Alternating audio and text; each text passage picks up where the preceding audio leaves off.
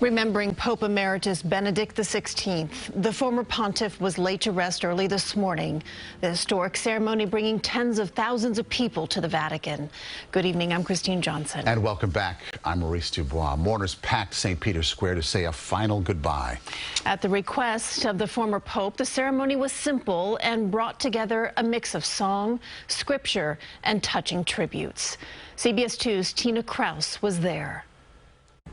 Maurice and Christine, it's a quiet night here at St. Peter's Square after a historic funeral filled with emotion. Just 5 days into the new year, a new chapter opens for the Catholic Church as Pope Benedict XVI is laid to rest.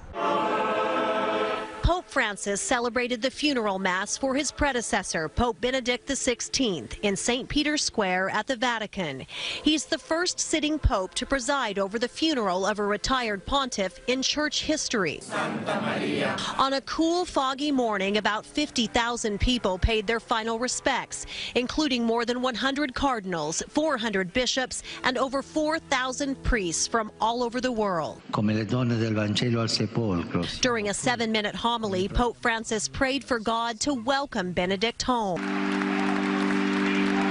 And at one point, the faithful shouted Santo Subito, which means saint now in Italian. It's a beautiful celebration, and I think it represents a lot about his life and what he expected. A simple celebration, but very beautiful. Benedict stepped down in 2013, the first pope to retire in 600 years. Religious experts say the German theologian will be remembered as an intellectual and a fierce watchdog of conservative church doctrine. Benedict continued to command respect amongst traditionalists in the church.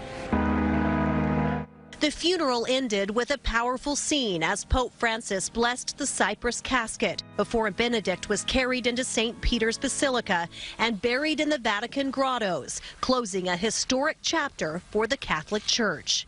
Inside Pope Benedict's coffin, Vatican officials placed a papal cloak, also coins and medals minted during his 8-year reign.